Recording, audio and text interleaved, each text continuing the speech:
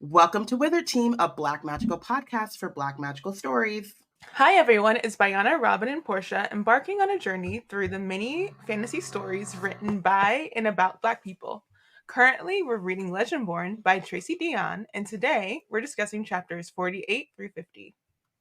Previously on Wizard Team, so Bree meets Lord Davis's Merlin, Isaac.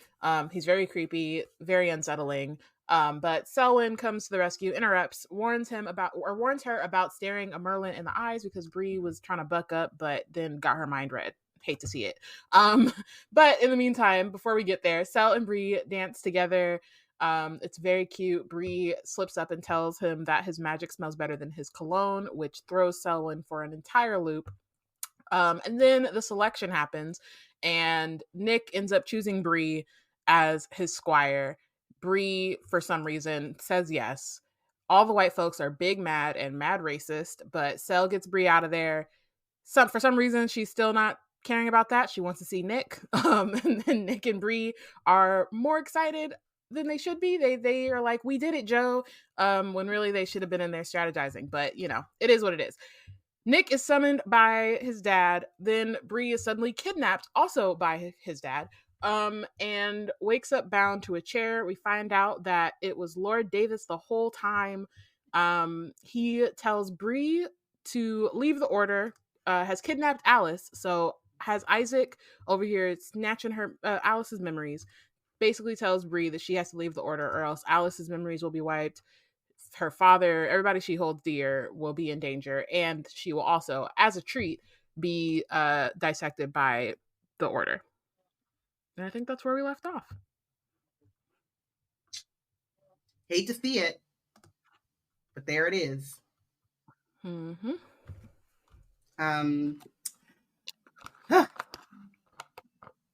Wow. Also, the triangle has solidified into a triangle.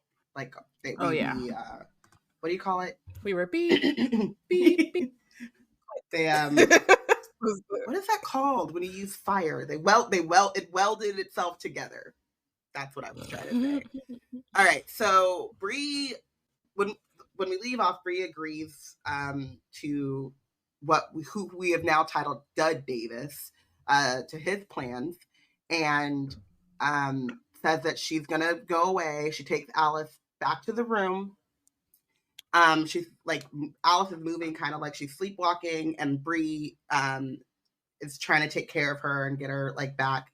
And I just kind of love that when earlier in the book, when Bree gets dropped off after Alice has been, very mad at her, but sees that she's in like actual distress, like stops everything and like takes care of her, like make sure she gets in the shower, the impromptu wash night we know all about, and make sure that she's like comfortable and safe. And I just kind of love that it's reciprocated not immediately, but like in the same book.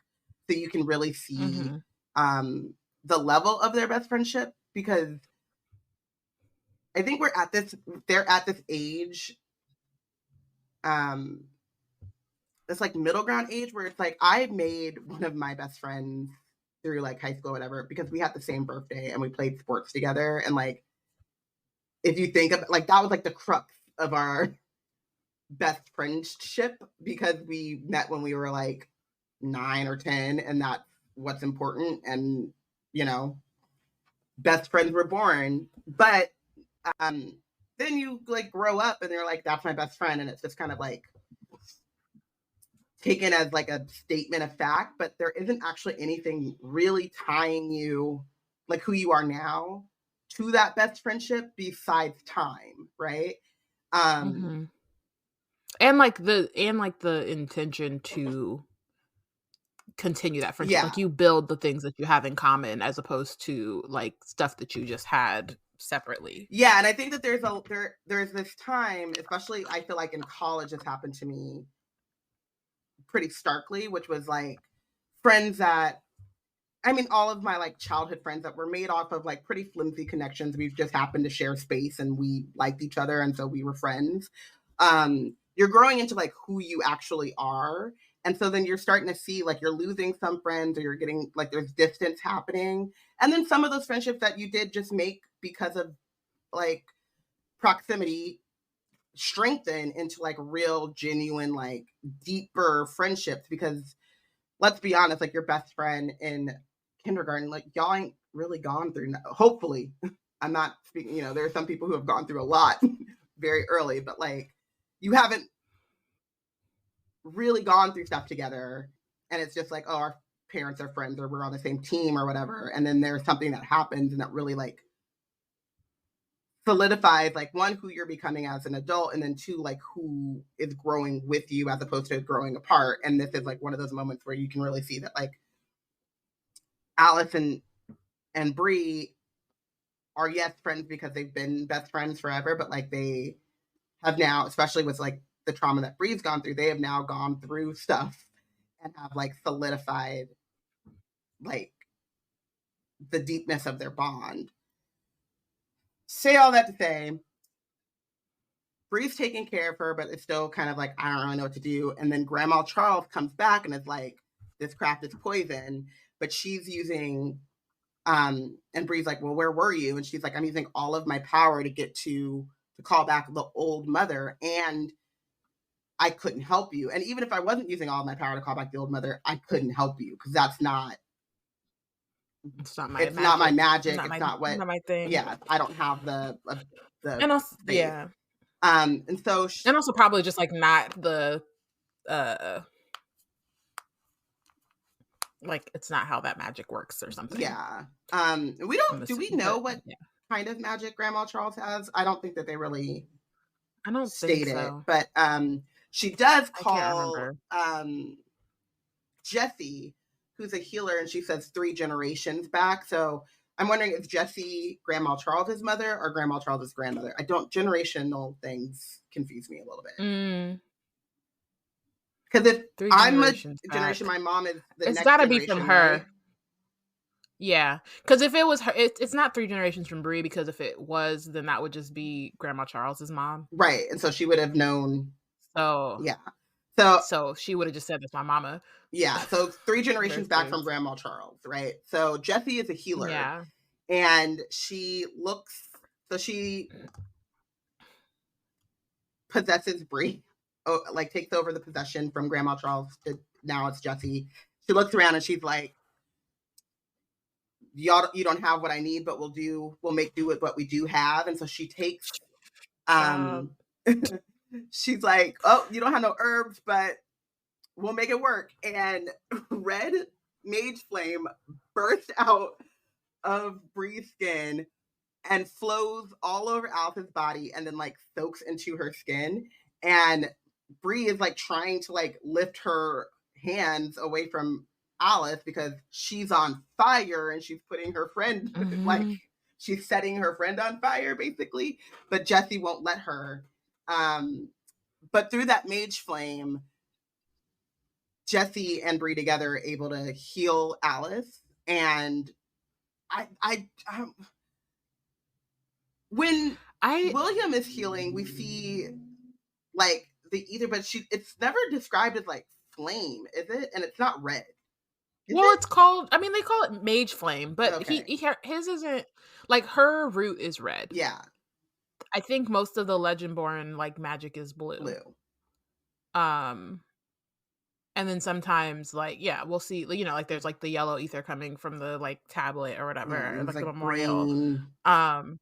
There's other colors, but hers is definitely red if she's using root magic. Yeah, from her family line. From her mother's family. Yeah.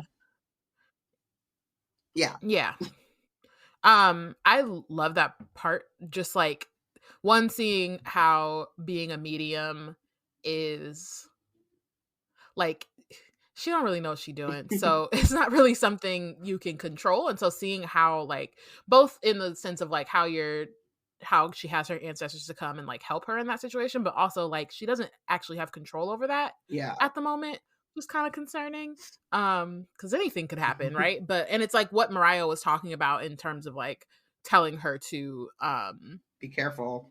make sure she locks that door. You know what I mean? Like, be careful, because like they will just follow you. They'll just come up in your head, and now you're doing shit that you are not supposed to do, you know, or like not wanting to do. And so it's also, I like that in this moment, because it's like it looks cool.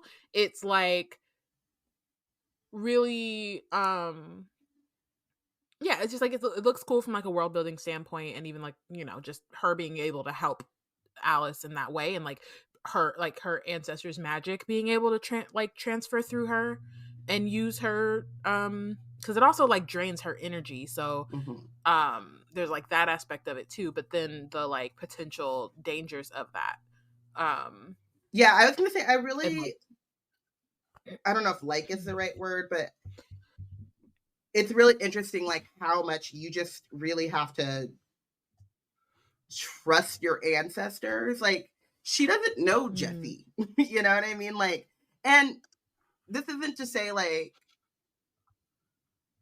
you know, like your ancestor could be Arthur. That motherfucker sucks. Like, you could have a Jonathan or Davis, or a dead Davis in your ancestral line, right? And so like, as much as she's wanting to help Alice, like, she immediately is like, whoa, because she doesn't understand what's happening. And she does just end up putting her faith in Jesse and Jesse's healing magic. But like, there's a lot of trust that goes into that, which I thought was really cool. Like, it works out, but it could have gone differently. So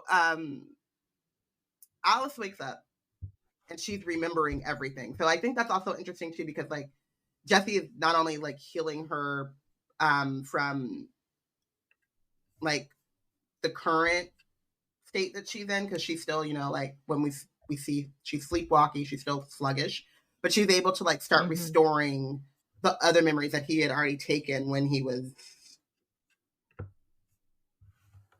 threatening Bree, basically, because he had taken a couple of memories like completely, and then to like make sure that she complied. So Bree tells her everything, and then she's like at that point, what can you do? You know, you just Isaac and them, they are the ones who they spilled the secret. So yeah, she didn't break the silence or whatever they did, and then she just filled Alice in. But I thought this was great, because she was like telling her this stuff, but like also like regaining her strength. And she's talking to Alice, and she's like, she doesn't know what to do. She says like she could just leave, like she told Davis that she would, but Davis has a plan to expose Nick to more Shadowborn, and that puts Nick in danger. And then she says, and everyone else, including Cell. Which is like, yeah, everyone does include Cell, but why you have to make sure you made sure you have to make sure that's her look, no, you're a bestie. If your bestie's gonna mess with you, like including that person, okay, let's talk about I'm just gonna make sure we get that point in. I just want you to know that, I caught that. Now is not time to delve deep. But we will be delving deep into that. Is it a just know it's on the agenda for our next bestie meeting. For our next bestie meeting? No, we what the agenda? Yeah, she spends a lot of this, I guess, section. Like, she's worried about Nick as much as she's worried about Cell. Like, it's very much on both sides. Like, I gotta get to Nick, but also, oh shit, like, Cell's out here by himself. Like, that's not okay. You know what I mean? Yeah. Like, she's, you know, the triangle it has been welded steel. It's still tight. I just wanted to add that I think it's funny that she's like, I don't know what to do while pulling on my tank top. What else should I do next? Pulling up my puff and putting it into like a right. She puts on like leggings. I'm sure like they're like workout, you know. Like she's pulling on like, what should I do? Like, girl, clearly. And then I love how Alice is just matching her energy. She's like, oh, we don't know what you're gonna do? Sure. While also getting dressed. Yeah, I know. You could do it's a podcast. We're fading putting on clothes. You could like Alice is right next to her tying up her black Air Force One, being like, yeah, you could do what he told you to do, but you know. Yeah. We'll see. We could go off campus. while grabbing like some what is it? Some brass knuckles. Yeah. Like, yeah, we can go off Right. campus. Yeah, we can go off the grid. We could be, you know, hiding your blades. Like, dang, I don't know. Have you Maybe seen we should my- go call my dad. So Alice says that she's coming with Bree. Bree is like, no. Like, you are innocent. I just got you out of there. Why are you trying to go back? And this is also like a solidifies like why they are best friends and will continue to be best friends in this, you know, little hiccup that they went through in the early days of college isn't going to stop that. Alice is like, I won't claim to be some sort of demon hunter, but I am your best friend, Maddie. I loved your mother. I love you. So if this is your fight, then it's my fight too. And I'm like, don't that sound familiar? Don't that spark something in you, Bree?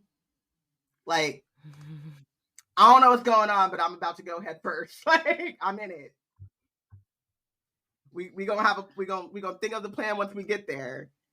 And that's We're how talking about besties having same energy again, matching energy. matching energies. But also, for me though, it was like it's kind of unfortunate. It's like if only they could have been here from jump. Like she could have thought about like if she could have seen the future and foreseen that Alice would react in this way, perhaps she would have moved differently with this info to inform her going forward. Also because like I personally feel like Alice has strong woman in the chair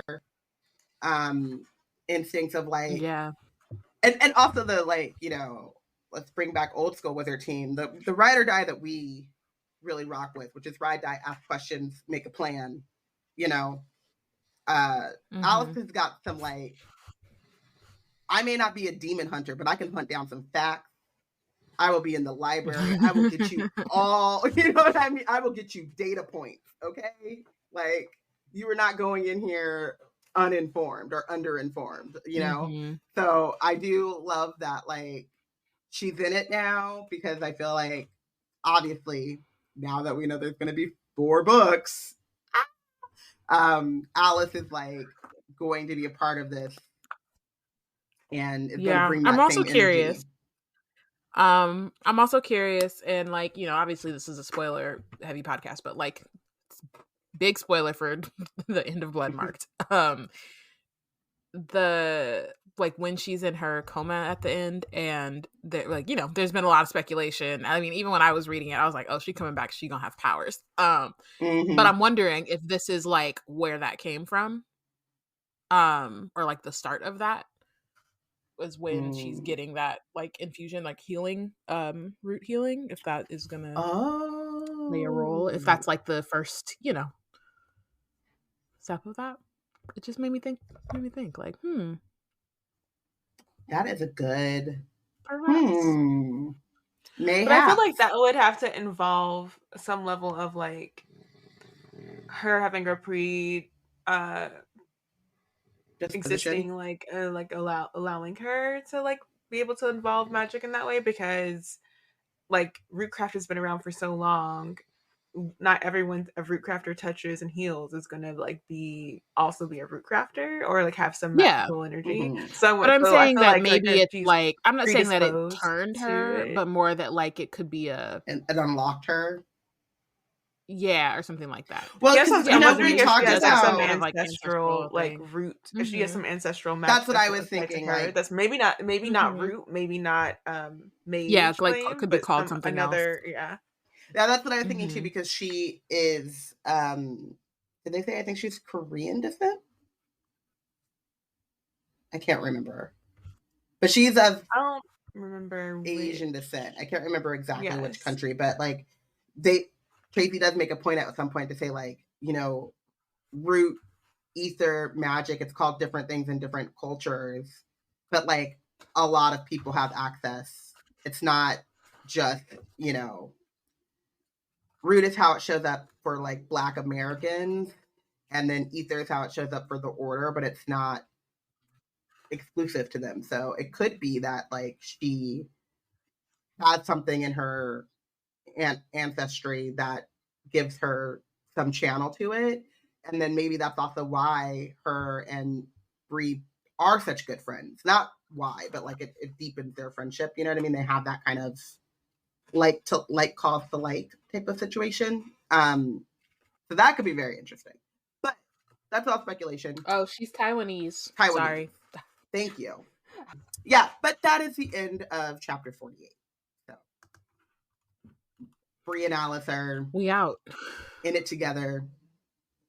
Girl fight. Not girl fight, because they're not fighting each other, but their girl fight, like girl their girls going to fight. Yeah. Girl power. Girl power. Spice up your life.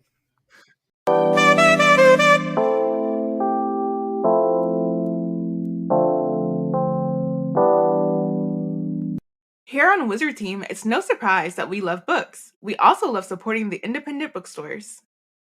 With our bookshop affiliate link, you can not only get all the books on your TBR, but you can support indie bookstores and B&C at the same time. And if you're not sure what you want, that ain't no problem. Check out our The Plot Thickens list full of recommendations from none other than Porshèa herself. Head to www.bookshop.org/shop/BlackNerdsCreate to treat your shelves. Treat your shelves! Oh, that's nice. That's clever. Oh my goodness. That's clever.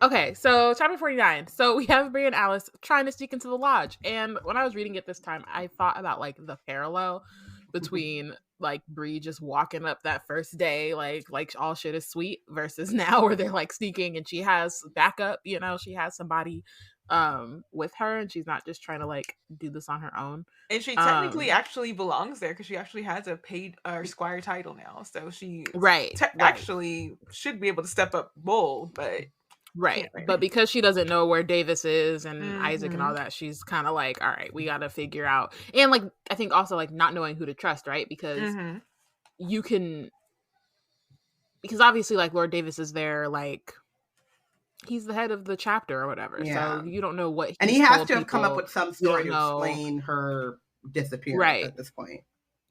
Right. And I think he's told them that she decided not to, she quit or whatever, but she doesn't know that. He could have told them anything, right? Yeah. So they're trying to figure out how to get in, or like the best way to get in. Meanwhile, Bree's grandma is taking a nap in her head, which, you know, I love that for her. She's like, I'm just waiting now. I don't have nothing else. Like they waiting on the first mother, and she's taking her time getting there, and so, you know, at the White House, just so like old lady ancestor. Love that, like, exactly, and I just also love that, like, she's a spirit, and she still needs her rest. I mean, that's the thing though. Like, once you pass into the great beyond, it's like that's getting about the amount of energy that it takes to like be back in like a living world and being like part of that, but like, oh, that's exhausting.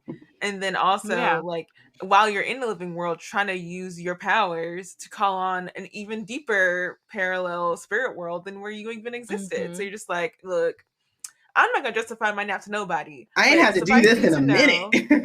It's been, I just love that Bree's mind has a rocking chair, you know? And she's like, I'm done. I'm slumped. She got Prices Right in the background. So Bree calls William to let them in. Which again, just like shout out to William, like having the fact that Bree has somebody that's not Nick and Sel that she can trust, and like, you know, someone she knows will have her back regardless, I think is super important at this point. Partially because of like, you know, the trouble that the two of them are in, but also this place the order is fraught, horrible, and so you just definitely need some folks in there that you're like, okay, I know they got my back. And again, like we kind of see like, and it's interesting here where he sees Alice, asks about her, Bree is like, I trust her, and he's like, all right, bet, cool, done, no questions asked. And it's the same thing that he did with Bree like at the beginning, and was just like, I trust Nick, so if he brought you here, then you're cool. But it's kind of like he's trusting Alice because he trusts Bree because he trusts Nick. You know, it's just a chain. Like, if Alice brought somebody, you're gonna trust them too. Like, it's just I would like to feel at this point that he's built enough of a relationship with Bree where he trusts Bree without needing Nick's cosign for Bree. Like, he's like, I think so. but also he still doesn't. I don't think he's been filled in all the way yet, if I remember correctly. Like, so it's about just which interesting part? to me. Like, I think just about like Bree and she like why is. she's here and all that stuff. You know Oh, what I like her mean? Like, mom. Yeah. yeah, like he still doesn't know all of that, which isn't necessarily a bad thing. It's just more like he trusts her based off of like, you know, how they've built up a rapport and like their friendship, but it still feels, I mean, what's surface when you like fight demons with each other, you know what I mean? Like what does that like look like? But no, I more just thought it was funny that he was like, yeah, same thing, whatever. Bree's cool, you're cool, let's go. I think that like with William too, and like I love characters like this, like couldn't be me, but I love that they exist. I think he just like really trusts his own instinct as well. Because even with Bree, it was like, yeah, I trust you because Nick trusts you, but also like I get You're vibes. definitely not a demon. Yeah, you're not a demon, and I have like I don't get bad vibes from you, and I've fought a lot of demons, or I've seen the fallout of a lot of demon fights, and so we're good. But I also feel like William is like, I've had you incapacitated on my infirmary bed before. If I ever need to take, like, I feel like William just has the confidence of someone that if you are a problem, they know, like, William knows that he can handle it. He's like, oh, even if you are a problem, I can handle it. But fortunately for you, I actually trust you. So I'm not even worried about that right now. Like, I don't think William approaches things in a way of like threat unless he actually literally feels threatened. Like it's gonna be a problem. Which I appreciate those kind of characters who are like, is it gonna be an actual like Cell? Cell was like action red alert. It's the problem as soon as you step in this room because I don't understand what's going on with you. But I think William on the other hand is like, it's curious and I'm gonna keep an eye on you, but yeah, but I'm gonna also, let it play out. like not threatened by you. Like we're gonna work out. Yeah. So turns out things at the lodge are in chaos. So Russ was injured fighting demons with Felicity and Sal. So basically gates have just been opening pretty much since Bree left. They had their little party and now they're at war. So it's just like the infirmary is pretty much Legendborn. They're all trying to figure out what to do. Russ has been healed by William, but you know he's still like recovering a bit. He's very exuberant though, as he is. When Bree enters, there's like this mixed reaction, right? So you get like not Sarah, Felicity and Russ are like, Bree, you're here, and then like Fitz and whoever else is in there. Is it Evan maybe? Yeah, I don't remember.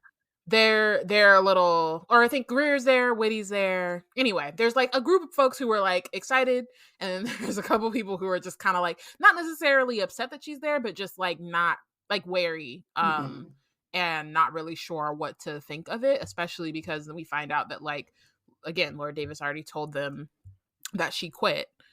So they're kind of like, you know, the ones who know her or have been friendly with her find that suspicious. And I kind of feel like the other ones who are like a little less warm with her probably feel that way too, right? Like you've gotten to know who she is as a person. Like she went through all that shit with the trials, like showed up to the gala unannounced and then accepted. How would she quit like 2 seconds later? Like, I feel like everyone not adding up.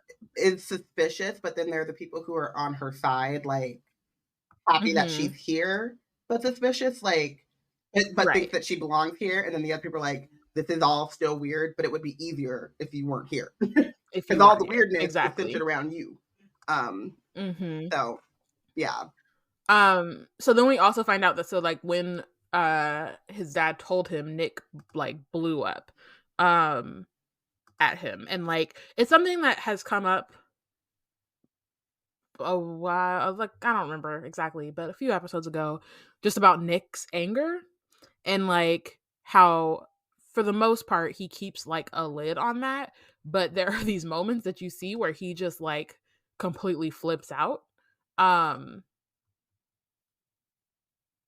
I don't know, I just keep thinking about, again, major blood mark spoiler, when he beheads that dude. Like it's interesting because he's so especially how he's like kind of portrayed for the most part in this book. Like he is very sunny, he's charismatic, he's like got all of these things that make people feel like drawn to him and like they can trust him, but he also has this temper.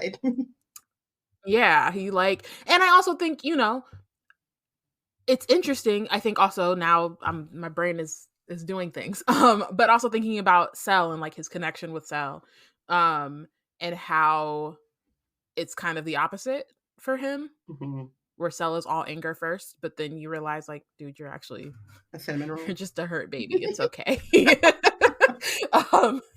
But like, yeah, like that and like I'm sure too, like the bond between them and how like there's tension there, and like it's interesting. They're good foils of each other.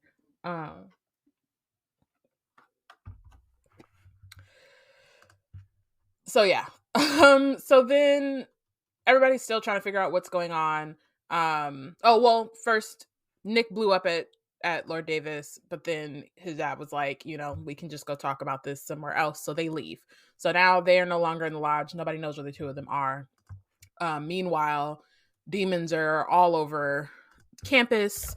They're right now, Cell, Tor, and Sarah are out like trying to fight the demons and close the gates and everything. Fitz is like freaking out. He's like, Camlan is here. And Bree just goes, no, it's not. I'm like, no, and like obviously there's a lot. She doesn't have time to explain, but I think it's funny that she just kind of just says, nah. When you say the demons, when you say the demons are out and about and are the order is forced into running and chasing after them, you might say that they're running on demon time.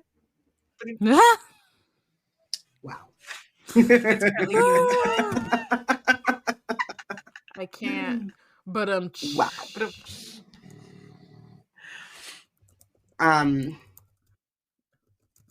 I think it's funny too that like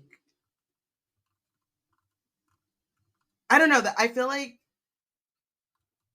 at the end of the last chapter, Bree's like, do I stay? Do I go? What do I do? And she's kind of frantic. And then she comes in here and everybody else is frantic. And that kind of like calms her down. And she's like, nah, this is what's going on. Like she kind of like is like the like, right. Everybody take a breath. Let me catch you up to what's happening. And then I think it also probably helps to like process too, as you're like explaining to someone else, like this is what's going on versus the moment where you're finding it out yourself and you're like, oh, what the hell? I'm strapped to this chair. So yeah, Bree doesn't get a chance to like to explain further because Sarah runs in with Tor, who's been attacked by a hell cougar, which I think Russ has a moment where he's like, what the fuck? And like, yeah, literally. Every time another one of these beasts come out, I'm like, damn, I hate that for y'all. They need to be in the San Diego Zoo of hell beasts. Hell beasts. The hell's going on? The cougar, they're not extinct. Like, sheesh. So she's there. She's basically at death's door. We kind of find out like first they were fighting hell foxes, and the foxes are the ones that like siphon ether, and then the hell cougar comes, and so she's pretty much at like she got her spine cracked, she got spleen split, it's like all types of stuff. But you know, William and Whitty is William's new squire now, so they have to save her, I guess. It's also like crazy to me because you have to remember when Cell bound Felicity and Russ, I believe. He was then out ether drunk and blowing up trees. He did the same thing with Tor and Sarah too. Same thing with Tor and Sarah, but this time he like bound with Whitty and William and then had to immediately go off and start fighting demons. Well, he also had to bind Pete and he bound them all. And then except for Nick and except for Nick and Bree because, you know. Because of racism and foolishness. Yeah. But so he is like ether wasted. Basically. And like all of these gates are opening. My man is on a bender. Yeah. It's really bad. It's like, and so like it's also the thing. So again, so the first one was just Felicity, Russ, and Sel. Russ got hurt, so Felicity had to rush him back, and then Tor and Sarah went with him, and then Tor got mollywopped, and now Sarah's had to bring her. So Sel is just out there by himself, but also the fact that y'all can only send 3 people at a time to fight these demons, like y'all don't have groups to like go and handle them separately, and like it's just like, again, the fact that it's all on Selwyn. And I think obviously like it's definitely like, I don't know that it's organized that way in terms of like what the regions want, but it's definitely organized that way in terms of what Lord Davis wants. wants. He wants to keep Sel busy, but also exactly, and like tired and exhausted and ether wasted, so that he can make mistakes and do things, you know, you can blame it on him.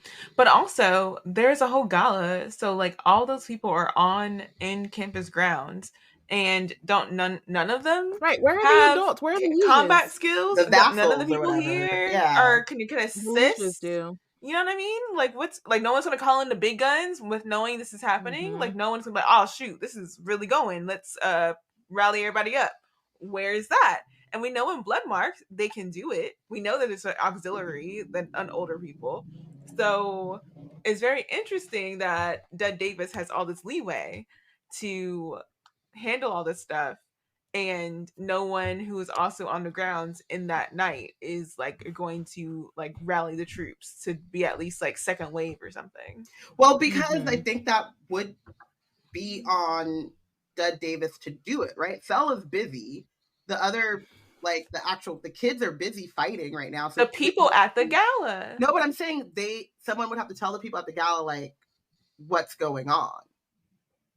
Right? Like, you think that they're on this campus and they're not seeing, like, if Vaughn can see, we're gonna get there. If Vaughn can see Mage, the demon flame and all that stuff happening from his window at his dorm, that people in the gala are not gonna see. But I think the gala's over, so it's either they might have left, or they might be like real wasted.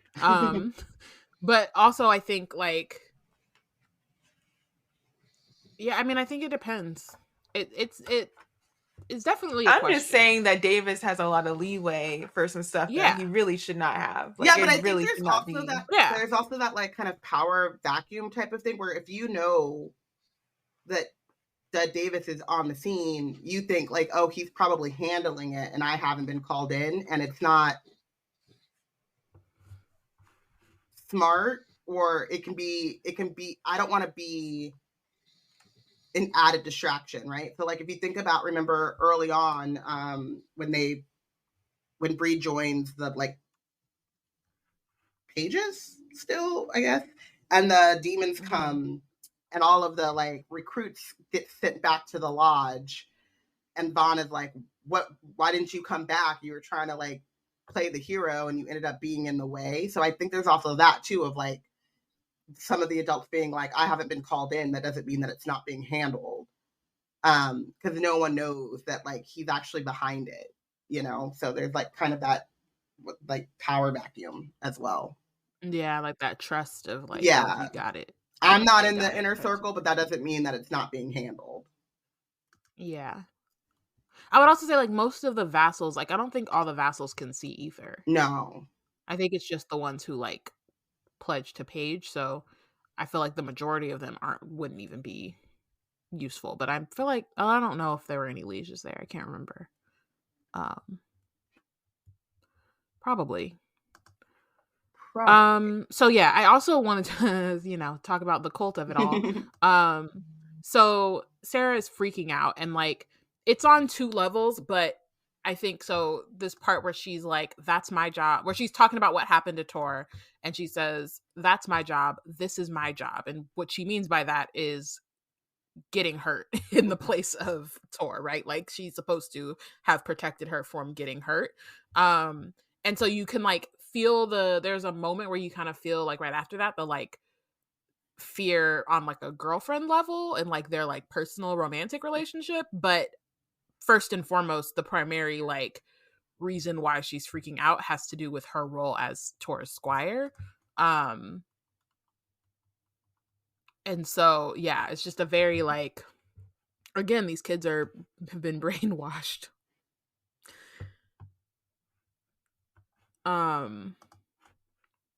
Okay, so finally Bree gets to catch everybody up on Lord Davis's plan about him trying to wake Nick. So he's got all these demons out so that Nick will be called by Arthur. Meanwhile, they're kind of like, well, the Northern chapter, we don't know that, like, Lancelot hasn't been called yet. But they're also like, we don't know that because dude didn't tell them when the 5th ranked dude was was awakened, right? Like, and then Felicity was awakened, and they're like, oh wait, shit, what's going on here? So one, they're like, we don't know that, but also the Northern chapter could probably be in chaos too with a fake ass Lancelot. I hate that for them. Ain't nobody getting called. That is hilarious. But yes, they are demons. They're dude's like, I don't know. Poor man being like, why are they're like, bro, not calling you? Wake the fuck up. And you're next in line. I don't. Hamlet is here. He's like, I don't bro, know, man. I don't know. Be quiet. He's dormant in there. I don't know. He's like running into danger. He's like trying to chase down demons, trying to make the Scion waking up, and he gets knocked into a tree like Dead Davis, and gets his back broke, and still the Scion don't stop. No awakening. So Russ is kind of asking why Arthur is waiting to call Nick. So there's a lot of like parts of like them kind of talking about like Nick could be holding him off, especially if he knows what his dad is trying to do. But then there's the question of like, is that even possible? And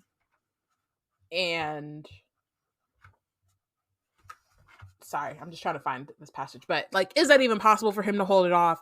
And if not, like, what's the holdup? I will say, like, the holdup though is Bree. Like, I mean, and the thing is I was like saying that I was like, the holdup is Bree, but also like Lancelot still hasn't called Nick. Yeah. So there's that too, or at least I guess we know because of how the book goes, but like that could have happened and they could have been up there still trying to figure out what the fuck's going on. So there's that too. But I do think that like it's definitely Bree, and I think it's her her ancestor who's like taking her sweet time. She's taking her sweet time, and so like Bree can't awaken until homegirl gets here and is like, okay, here's what's going on here. You know what I mean? Like I feel like those two things are connected. Connected. I also think in the though, way what's that really like funny, thinking about like her wall and like the before Bree and after Bree and how she couldn't access that magic until she like knocked that down. That's what that makes me like think that that's just another step of that or step to that's that. kind of sad as a thought though, because it's like the first mother is trying to also kind of protecting Bree by not showing up from the hateful Arthur, and then once she shows up, then that means Arthur has a channel into their shared descendant, and that's just, it's kind of sad that like she can't show up and interact with her own descendant without bringing in this hateful old man. What is funny to me is that had Bree actually listened to Dead Davis and dipped, she's not in immediate danger, right? She goes home and she's like, all right, you win, I'm out. I think she still would have been awakened though. I know, but I'm wondering, because she's not in immediate danger and she's like further away, if her ancestor continues to take her sweet ass time because Bree is not on campus. Oh, like if it would take longer for her to be. Yeah. And like, at what point does I don't know if she would, because I think part of it, I don't think that she's like taking her time on purpose. Like I do think it's more of just the like time travel of it all, and like it takes time to do that or whatever, or just like gathering the magic for it or whatever. But yeah, I don't know, maybe if she had left, but imagine like she's on the way home and then suddenly she like yeah, I'm just wondering like what that would have been had she not awakened when and where she does in the book. And then how confused, like, doesn't Davis go after her? Do they even know? Like, if she's not there, they don't know who Arthur, like, Nick would have awakened as Lancelot and they'd be like, what the fuck? Where is Arthur? It's so fun. That would be hilarious. It would be pretty funny. So yeah. Also, meanwhile, Evan Woo. or Evan he's really playing shit up over here. He goes, if it's possible, then Nick will be the one to do it. Like stop Arthur from calling. He says, especially if he thinks he can talk his father down from starting Camland. He has faith in us to handle the demons in the meantime, and we can, now that we've got 2 more bonded pairs. But there's another variable here. Nick's in love with Bree. The entire gala saw the way he looked at you. Davis made a bad gamble. He thought Nick would believe that you'd accept his squireship, then quit. Instead, that tightly controlled temper of his finally popped. I bet Nick is furious. Angry, heroic, and in love is a formidable combination. He'll hold Arthur's call all right. So nobody thinks about how profound that is for this frat boy to say. Like, and not like how not that like generally frat boys can't be profound, but like this one in particular. And like how he says it, like he got real. How he says it, formidable. Yeah. Like angry, heroic, and in love is a formidable combination. Like, I was thinking too, though, like, what is Evan's goal here to get them to like continue to try to like hold off on? I don't know. I was just trying to be like, what are you playing at, dude? Like, I couldn't. I think he's just trying to like push, and I think he's just trying to push them a little bit. He wants them to more. move I think forward. Also he wants them to make decisions that gets him in a place where he wants to be. So he's like, well, however I can push them into doing what I want them to do. Because Bree can't even take the time to be like, this doesn't sound like Evan at all, because she's bursting into a flame of embarrassment right now. But what I was going to say like, it gives, and dislike this actor, however, it gives Andy Dwyer in Parks and Rec, where he has moments of like profound thought, and there's an episode where like he's doing stuff with Ben Wyatt and he says something profound and Ben is like, wait a minute. He's like, at first he's like ready to say like, no, you're not right. And he's like, wait a minute.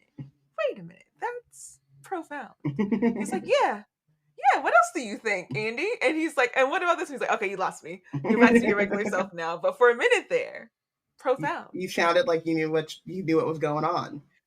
Yeah, you sounded like you like very like hyper aware, very, very well observant of the situation and where it could come from it. 5-star. What else do you have in there? What else is going on? A broken clock, right? But also, like, have I been misjudging you this whole time? That's on me? Like, I've been snobby about intelligence, and now I really need to sit back and readjust and think better about you? Like, whoa. And then immediately Andy says some Andy shit. Immediately Andy is Andy. He's like, nah, I was right. I was right. Yep. Then all of a sudden Vaughn arrives. They think it's Cell, so like imagine the disappointment everybody has when Vaughn walks in instead. Especially so he explains that they're all like, oh, you just crawled out of hiding, like where have you been? But he explains that Lord Davis had him waiting in his room and was just like, he'll let me know when the time comes. And so Bree realizes that he was saving Vaughn for Nick, which is hilarious. Disgusting. And also, you would like, dude, you do not know your son at all. You don't know or care about your son at all. Like, you want him to be bonded with Vaughn? Not that that's like the worst thing you've done in the last 20 years, but geez Louise, like. But also, like, you could like. That just also shows how all the isms reside in Dud, because like Sydney would have been a great like if you're like, okay, if you're gonna, the racism is gonna take you over, you don't want Bree, then why not pick Sydney? Oh, because she's a woman. Like, because she's a woman. Right. Ugh. So he was waiting, but then he saw what was Cell fighting a demon. Like, he didn't see Cell, but in the distance he saw like mage flame and stuff erupting, and realized like some shit was going down. So he came to the lodge. They realize the demons are being drawn to a central location with the help of Alice, because somebody mentions it, and then Alice is like, okay, but what are they drawn to? Turns out it's Excalibur, which is buried in the tunnels under campus. Why? Especially that campus. It's so like, if you belong that's where Arthur's at. If you belong like, to if any Camland other, gets called, no, we just got to go down into the dragon tunnels. No, because that's every. So but also, the last time Arthur was that, like, called, demons are like attracted to and are trying to find these items of power. So let's put them in the middle of this campus, which is known to be sitting on top. It's like having the Slayer live on a Hellmouth and then be surprised by all the shit that happens on the Hellmouth. Yeah, I mean, I think also, like, it's interesting because I think only the Scions know that Excalibur is there. Yeah. So I don't even know that the demons necessarily know that they're being drawn to Excalibur so much as they're being drawn to that, like, that power. Yeah, that ether. Well, the whole book, like, because, like, whenever the... I'm sorry, demon, who probably has a name, but I do not know you.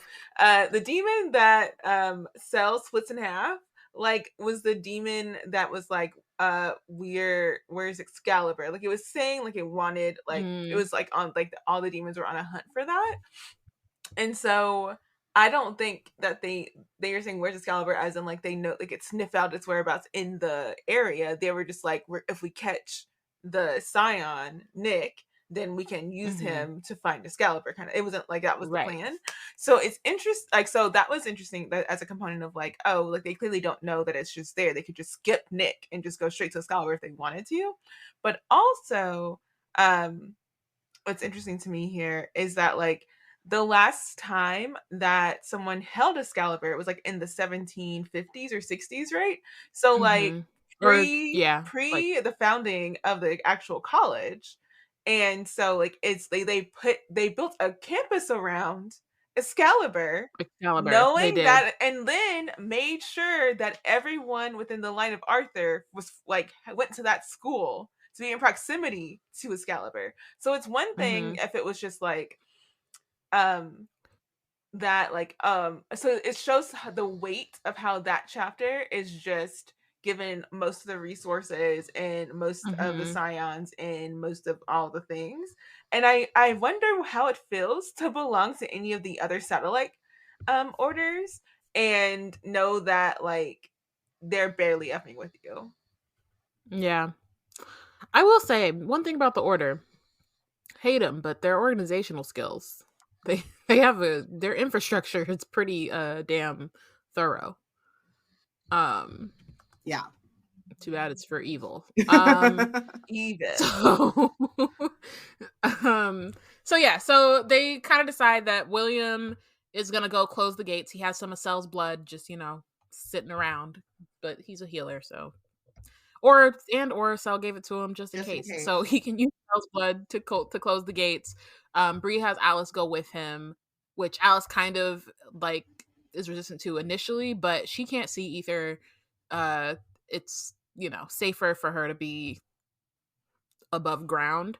And so she's gonna go help William. But Bree's also like, if he tells you to run, because you can't see whatever shit's coming. So, like, listen to William, but they're gonna go do that. And then everyone else is gonna go to Excalibur because that's also obviously where Nick and his father are. So they're going down into the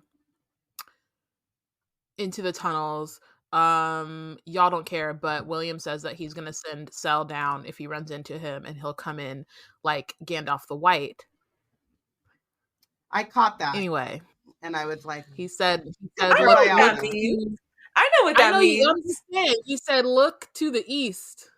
He said, I understand that reference because he was gray and everybody thought he was dead. And then when he returned. Is that what gray was? I thought that's not the actual moment. No. I thought he was gray because he was like a morally ambiguous, and then he was Gandalf the White because he was like a good guy because, racism and colorism and all that stuff. When he comes back, he was just gray because it was a lesser. It was just like he wasn't as strong. It's a whole thing.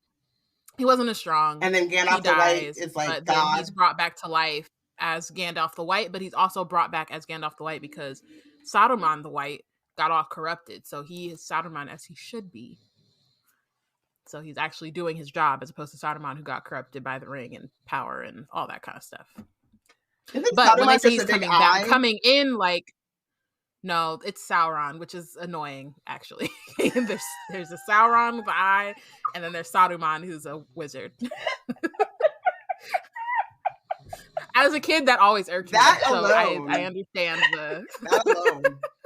Just not gonna lie. Solidifies it. I'm never gonna go there. But in this case, that's not what he's talking about. He's talking about later in the Battle of Helm's Deep, Gandalf went off to get reinforcements, and he told Aragorn to look to the birds. Look to the east. Not the birds that time, just the Riders of Rohan. The Riders of Rohan, which is great. Very similar to when Cap was getting his ass kicked by Thanos, and then Sam said, similar to like on your left, yes. Mm-hmm. And then the Avengers. But no, the first people that you see come out of them circles like this is freaking Black Panther. For quite some time in Endgame. He says Avengers assemble. Why are you whispering? There's a lot of them. Scream. I mean, apparently they all have. Apparently, they all have earpieces somehow. Earpieces? Whenever the magic with the rings to bring people out of portals was opening, everybody got a little. Everybody had little mic. Everybody had comms, and they got their universal comms. Anyway, Will told them that to look to Cel's coming on first light of the third day, and at dawn look to the east. Sounds like reimagining of Christianity, and I'm tired.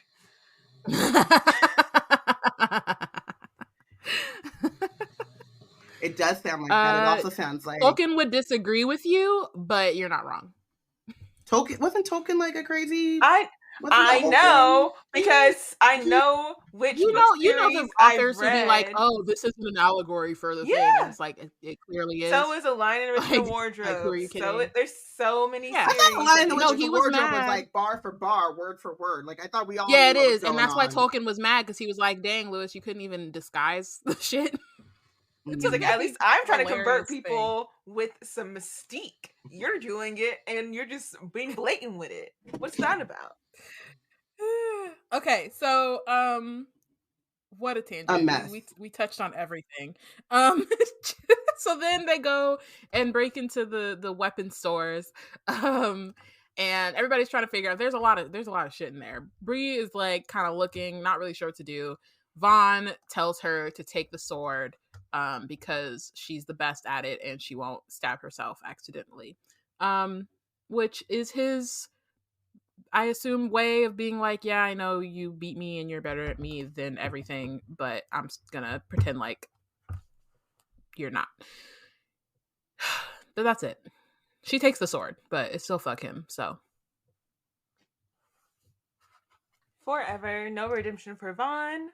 But as we get into chapter 50, and I just love how close we are to the end, just because this story... There's so much happening. And it's wild because a lot of these chapters, like, I just keep forgetting, like, how short some of these chapters are. So, like, there's a lot that's going to go on, but also the actual material is not, like, long. The words that we have left to read are so much, like, vastly shorter than how far we've come. And what they convey, the power of these words.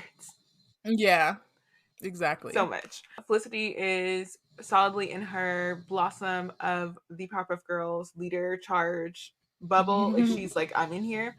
She leads them to an entrance that to the tunnels that's not far from Davis's home. Oh no, she tells them that there's one there, but they're all in the order. And they go to the tunnels. Bree thinks that she should have known that the Order founders would want an entrance nearby, but she would have never guessed that the door would be the Wall of Ages itself. And Russ is fussy, and so it's funny because it's like because Felicity's nickname for him is Rusty, so Rusty is fussy, and he's like, it's been here this whole time, and like put out with the fact that they've been keeping such a big secret from people who have been in the Order this whole time. And then like Felicity explains like what this there's multiple security measures around it, including keeping it secret.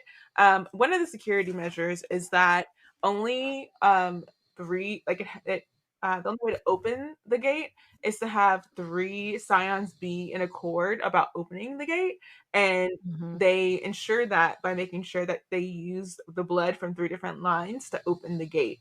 So William pricks the fingers of the 3 different scions that are there, him, Felicity, and Fitz, and they open the gate. But it's so funny because Rusty goes from being fussy and like annoyed to being like giving you like character commentary about the wall going up and being like, he's like such a puppy. Like he's just like, this is great, let's go. Like he's like put out minute. He's like put out like, how? He's like, oh no, y'all didn't even tell me there was a gate here. To being like, oh shoot. Y'all got magic and stuff happening with the wall. He's just like so visibly excited. And so the gates start to open. And as Bree is seeing all this happening, and it's just a lot, Bree reaches for some reassurance, and she uses the sword kind of kind of get like a grip, literally getting a grip on the moment. And as she's looking for reassurance, her grandma talks to her, wakes up, and is like, I just think it's hilarious that Russ is giving character commentary about the situation as someone on the ground. Her grandmother is like, oh, you doing something exciting now? Like some actual action is happening? And I'm like, if that's not like someone who, again, you've been sitting in your rocking chair dozing off, but then you want to pop up and have some, like, this is boring. You want to have some commentary for whenever things about to pop off. It's hilarious. And she, when Bree's talking to her, she's like, oh, have you found the old mother yet? And she's like, this is how I know you ain't been listening to me, okay? That I can't go get her. She's gonna come to us. We don't, right. You don't just talk to an elder and be like, come here, elder. You don't fetch an elder. One right. Does not just try you just ask. You ask and then they say yes or no. Like, you have to wait for them on their elder time to make their time to come talk to you, okay? And I just feel like it's hilarious that in this moment where she's like, oh, what's up? She's also like, and I will give you a lecture. I am not against giving you a lecture while you're in the middle of a lot of stuff going on around you. We're going to do this. Another thing that's funny to me is that as the gate opens, Bree mentions that there's a smell of like old things like coming from behind the gate. The passage beyond must be filled with mildew and decay that she can taste it in the back of her throat. And it's so strong that even her grandmother pulls back. And I'm like, that's hilarious because this lady has been dead for so long. And even from beyond the grave, she's like, I don't do no decay. I don't do that. I can't. She said, what is that foul stench? No. No. We keep my grave clean. I've never had decay. Nope. Not doing that. And so, while like Bree's interacting with her grandma, suddenly, who pops up? For me, I just had a moment of like feeling for William because William is sorely trying to do his job, and he's already twice had to try to talk Bree into not doing the most, and she's just done it anyway right after having a session of healing, like internal bleeding and all that.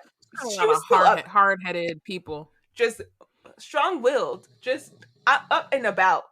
And same thing happened whenever he was trying to he had just healed Nick. Like they just don't sit down and let themselves heal.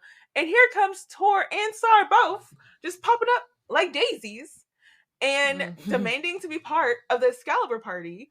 And William is like, I cannot believe you brought your butt here in this state. Absolutely not. Go back. And he says, I should have told Woody to knock you both out. And because last time we saw Sar was knocked out. Like they put Sar to sleep, and they just popped up, both of them. And Tori's like, shut it, Will. And her motions are stiff, and her breath is leaving her mouth and rattling pants. So she really should not be up. No. Let alone walked across campus And you know what Will's mistake was? He didn't put any Post-its on Tor to tell her to chill out. Had she just woken up with one well-placed Post-it, yeah, she would have been like, you know what, Will, you're right. Let me.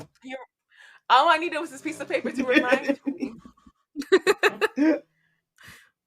And so that again, so there's Tor, and then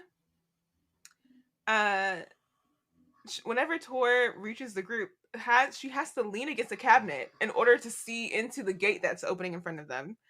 And while that's happening, William puts his hand around Tor's back and then evaluates her condition with a deep scowl on his face, and says, "Fortunately for you, aether metabolism is an inherited personality trait for your line, so you'll be healed within less than an hour, you ungrateful girl." And then Tor grins and it's like, "Told ya." Which I'm sure Tor got up knowing that her body would adjust in time. Like, she knew her metabolism would catch up with her. But I'm like, it's still rude. Like, I don't care if you have advanced healing activity. Like, William did all that hard work only for you to just wander about and damage the goods. For what? Like, sure, it's gonna catch up with you, but also, like, I feel like two things. Like, for me personally, I was home after the quarter. You would have never been. You were never here. But if I unfortunately was a part of this line and I was a Legendborn or whatever, like, you already know, like, especially because they've woken up, so they already know that, like, abatement is coming for them. They not lasting that long. Like, you're supposed to fight demons. So what? I'm supposed to sit here and sleep? Like, it's not like there's one gate opening. Like, we've already had like a bunch of people hurt. Bree has just laid out this whole thing that Davis is doing. Like, the gates are not going to stop. The demons are not going to stop coming. So, like, yeah, I'm going to get up and go. Like, better.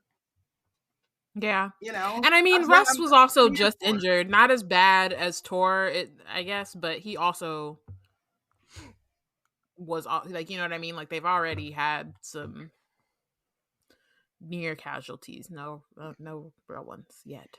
That reminded me of the fact that, like, in Star Trek, they say casualties, they just mean people that are hurt. They'll be like 15 casualties, no dead. And I'll be like, what? Oh. But that's unfortunate. I know. It's very confusing. No. Yeah. So to build on Tor, like, really just unbelievably, like, just so much. She does what she wants. So not stopping. Like, that's not the end of Tor doing the most. Tor also decides that, again, like I said, Felicity was on her Blossom leadership badge kind of thing right now. Felicity's like, all right, everyone, listen up. Calling the troops into order, getting everyone to, like, go over the plan. And here comes Tor, limping over to Felicity, saying, I'm here now, and I'm third ranked, and I'll make the pronouncements. And Felicity, shut the fuck up. Felicity gets her girl, Felicity, I hope Felicity gave her the look of, like, the black answer she don't got, just to be like, if you do not sit your happy little butt down. The black ancestor she don't got. She got. Yeah. Cause stop. She is wild. Now is not the time for this. You just got here, so clearly we've already been planning. The door's already open. We didn't even need you to open the door, so relax. And that would have been the bare minimum of what you could have helped us with your broken butt. So just get in line and let's go. Lean your ass against that wall and try to help speed up that healing. We got it. And so after Felicity started that stare, she, you know what the stare probably comes from? From one of her black nannies that she probably had growing up. That's where the stare came from. Stop. She fixes Tor with a stare, and Tor, who probably also had the black nanny, understands what that means and shuts up and moves to the side. And Felicity says, the good news, according to my dad's stories, is that there's a tunnel network map that will show us the most direct path to the cave. The bad news is that we don't know where that map is. Everyone groans, because what does that actually help? Why would you say Why that? would you even? Why there's mention no it? good news. Why mention it if I'm not going to be able to use it? Like, where's the benefit in that for me? I do not know. Like, am Glad I to know supposed to that be there's happy a that thing someone that could mapped help this us out that at we some don't point? have access to. I feel better knowing that it exists somewhere. Okay. Like, tell me that afterwards. Don't tell me that right now. She said, but since all paths eventually lead there, we're splitting the group 4 ways, and then she calculates 5 ways, looking at Tor and Sarah, and then William walks between them all, and he gives them black flashlights. Bree ends up in a group with Fitz and Vaughn, ill-fated. It's what I don't. Fitz No, I thought it was Fitz Fitz is and awake, Evan. right? Fitz and Evan. Fitz I and don't know Evan. why I said Vaughn was Yeah. who I saw next. I'm sorry. Oh.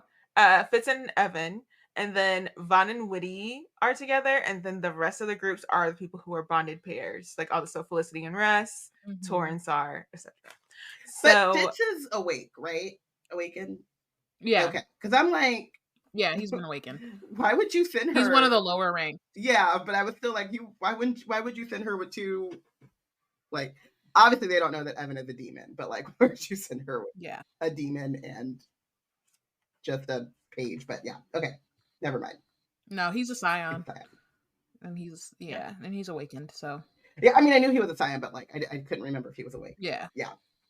Everyone's awake. Well, they're all awake now. Except for everyone's awake. I mean, he's been awake, but they are all awake now. Yeah, except for Nick and Bree. So. Except for Lancelot and So I just want to note that Felicity mentions that there won't be reception down there, so your phones are useless. and I'm just like, if Bree had a phone, she wouldn't use it anyway. Because she just doesn't. Hey. She has since texted Alice to let her know that she wasn't going to come back home. She's used her phone like two times. Yeah, but then she ghosted every single Legendborn and all of her friends, and then just happened to show up at the gala. Baby so steps. She would not be using it. It may as well just be a black mirror. She can look at her face and put it back in her pocket. That's all she needs it for. It's not. She wouldn't have used it. So remember, the center of the campus is to our left, and hopefully we'll all end up at the cave together. And then this is the plan, guys. This is it. This is the plan. The plan is to try talking to Dead Davis. Talk him down. Yeah. I mean, because he's a man, so he is nothing if not reasonable. He uses all those quotes to show how reasonable rational he actually is. He's nothing if not capable of reasonable and rational thought, such as, if I open all these goddamn gates and put my son in mortal peril, then Arthur will call him and we can put the world right back together, as in the women need to go back in their place and the coloreds need to serve. Completely reasonable, rational thought. Of course you can talk to him. The vassals will no longer think that just because they are in political seats that they can use that political power to threaten his ability to be Dead Davis. Yeah. How dare they? Great plan. Fantastic plan. So they want to talk to this guy, but be on your guard. He might open a gate to force Nick to defend himself. He might.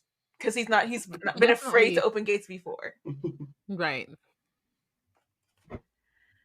Everyone pairs up and gets in line. And then William pulls Bree aside to give her an opportunity to opt out. He says to her, "You don't have to do this. It's not your war."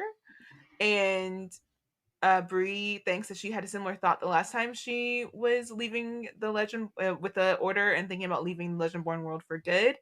But then she replies, "I don't want war. I want the people I love to be safe." And then William, because he, again, that's what I'm saying, I feel like he knows Bree enough now. He's like, "I thought you might say something like that." And the next thing that happens is that Fitz asks Bree if she's coming. And Bree's like, "I'm right behind you." And then they all step towards the void of the Black Gate. Whew. Things are only gonna go. I mean, I was like, what? They're gonna go what? Up, down? What? Sideways. I couldn't tell. I couldn't decide. Sideways. I was gonna say down, but then I was like, I mean, sideways. It's all gonna go sideways from here. Sideways is a good one. Sideways is a good one. That's the direction it's going. Who is y'all's MVP? I had to give it to Alice and William. Alice because, again, ride or die. And, like, I don't know. I just feel like I wouldn't be there. I wouldn't. But I feel like I would just need more time after having my memory almost wiped. Like, having some gross, dirty man have his, like, paws all up in my brain and body, on my brain and my person. And then my best friend being like, so there's demons. I just feel like I personally would be like, I'm with you, but I'm gonna need to take a nap. But in spirit, you know, I'm sending you thoughts and prayers, but I'm gonna be sleeping. Mm-hmm. I am not about to hop right back up and go chase after some demons I cannot see and do not know how to fight. Better her than me. And then William, because I think, like, it's really funny because we have that moment of, like, Tor coming in and be like, I'm third ranked, and, like, trying to, like, push her, like, authority or leadership, and then, like, Felicity kind of stepping up in a different way. But Will is lower ranked than both of them, I believe, and has just this, like, innate leadership. Like, people listen to him, trust him, like, care about, like, what he thinks and what he says. And he doesn't have to prove himself, or, like, he doesn't need to, like, be as forceful or in your face or overbearing as, like, Tor feels the need to be. And to me, like, that's, like, actually what makes, like, a great leader. And of everyone that was, you know, showing out, I would be following Will. So I'm like, I'll do what Will says. So he's my MVP for that reason. Yeah. I said William for similar reasons. He's just, like, you know, one, for being, like, another person Bree can trust, and then also for keeping all these people in line, because truly none of them know what they're doing. So and not that he knows much more, but he can at least get folks to settle, like, calm the fuck down and actually, you know, and healing them, because shoot, Tor would have been dead. Which, yeah, nobody's perfect. But yeah, I also chose William because, again, for the leadership, but also because he's one of my favorite characters. Like, he really just is a stand-up person. Like, he means what he says what he means, and he does what he means as well. And I appreciate that. Like, he didn't have to take a moment and pull Bree aside and do, like, a mental health check with her. Like, are you sure you want to do this? But he did, and I appreciate that he's actually looking at her personal side in this, and not just, you know, being gung-ho, Legendborn, we got to get this job done, and you're part of the group kind of thing. Like, I'm glad he's, like, doing that kind of check-in with her. So I appreciate that, and yeah. Benched. I think we're all unanimous again. It's unanimous. I mean, I feel like that just, like, you know what, copy paste until the end of the book, because this man, not only like that, but like, I had this moment where I was like, don't make me empathize, feel some sort of respect. Don't make me like Vaughn even a little bit. Like, you were so awful that now I'm even feeling a way about Vaughn, who was trash. But then you have to be like, and it's still trash. And it's still trash. I said is trash, not was, is trash. Yeah. He is trash. Oh. And yet it's still like, well, I mean, you know, gotta fight the demons. Right, like, he acknowledges that Bree needs to be there. It's like a, you know what I mean? Like, they need her. It's a means to an end. Whatever his feelings are about that, like, the demons are here, they're about to fight. Whereas, like, Lord Davis is like, nope, fuck that. We're gonna get around that. We're gonna have save this white man for you, Nick. And I was just like, bro, be serious. Just Just why? He's horrible. Awful. An awful man, truly awful man. And so yes, I'm also on board with because it is unanimous with him going down. But also, I just wanted to stick it to the mole as early as possible because the mole has, and I don't know how they did it. I don't know what kind of influence they had to have had Bree in their group rather than like with Felicity or Russ. But I find it suspicious that the mole is able to have Bree, and we know that the mole's has pointed out Nick's connection with Bree and how they want should be would be exploited by Dud Davis, and how they're also thinking about the exploitation of that bond. And so I just feel like some kind of machinations were afoot for the mole to be going into this dark tunnel of who knows what with Bree at their side. And I don't like it. And I want to blame the mole for that. And that's what I'm going to be doing right now. The mole is responsible. That's very fair. Very real.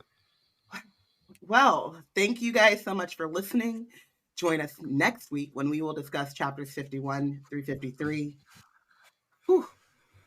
Whew. We're almost there. Wizard Team is part of the Black Nerds Create Collective. If you want to keep up with our content, you can check out our website at blacknerdscreate.com and follow us on Instagram and Tumblr at Wizard Team Pod and at Black Nerds Create. And with that, good day. Bye. Good morrow. Good morrow, good sirs.